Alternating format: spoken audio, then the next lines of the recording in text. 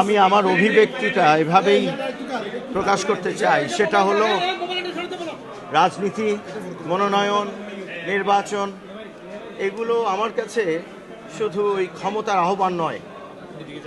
আমি মনে করি এই মনোনয়নপত্র দাখিল করবার মাধ্যমে, প্রথমত এই মনোনয়ন পাবার মাধ্যমে আমার কাঁধে একটা অত্যন্ত গুরুত্বপূর্ণ দায়িত্ব ভর করে বসলো।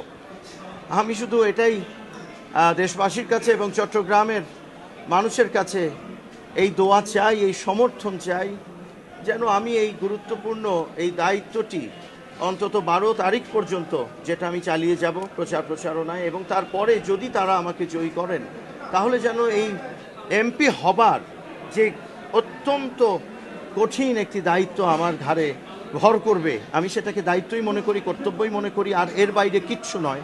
এই সেবার যে কাজটি, আজ যে আমরা সেবার শপথ নিচ্ছি মনোনয়নপত্র দাখিল করবার মাধ্যমে, সেই সেবার কাজটি এবং সেবার শপথটি যেন আমি মনে রাখি এবং সেবার কাজটি করে যেতে পারি, এতটুকুই আমি আসলে বলবো।